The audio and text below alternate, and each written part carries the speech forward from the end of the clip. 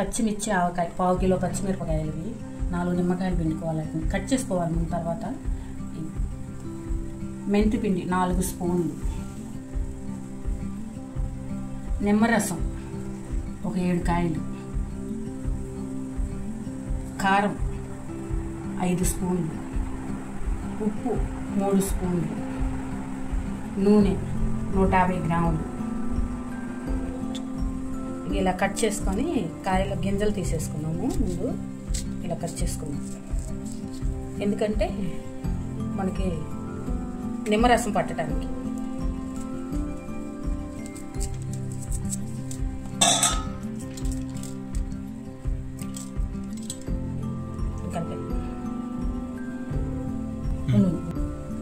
మిరపకాయల్లో 4 నిమ్మకాయలు పిండుకోవాలి.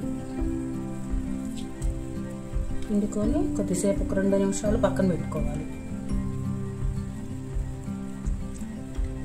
పక్కన పెట్టుకుంటే పులుపు అంతా దీనికి పట్టిద్ది, బాగుంటుంది పచ్చడి.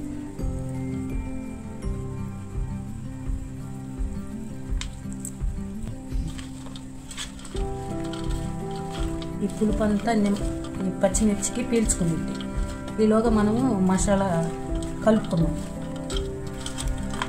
ఇలా ఘాట్లు పెట్టుకోవటం వల్ల పులుపు అంతా ఘాట్లో పోయింది.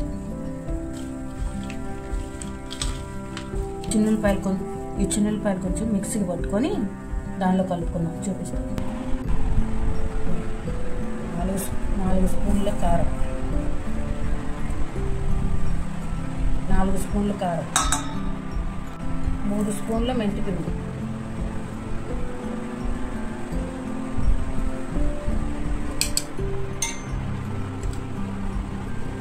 ఇది వచ్చేసేసరికి 3 స్పూన్లు ఉప్పు,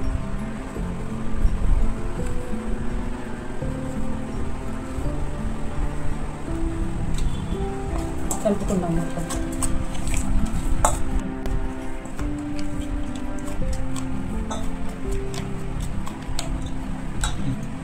నూట 150 గ్రాముల ఆయిల్,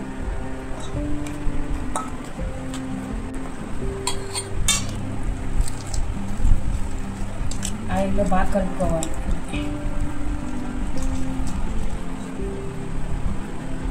చిన్నులపాయలు దంచుకోవాలి.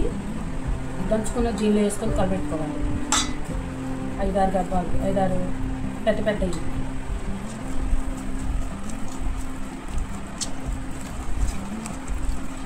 మామూలుగా వలుచుకొని వేసుకోవచ్చు, కాకపోతే నలిపేసుకుంటే బాగా ఉండవచ్చు.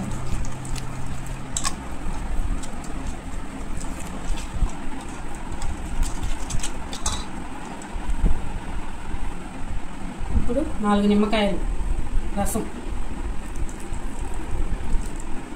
దానిలో ఒక 2 నిమ్మకాయలు పిండుకున్నాము. దీనిలో ఒక 4 నిమ్మకాయలు, మొత్తం 6 నిమ్మకాయలు, 6-7 నిమ్మకాయలు పడతాయి.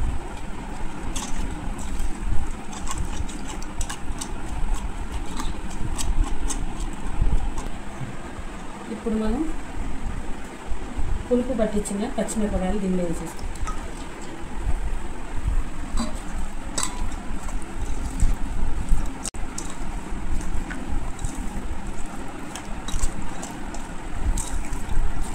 ఇంకింతే. పులుపు పట్టేసిందంటే రేపు పొద్దునకి బాగా మాగిపోయింది.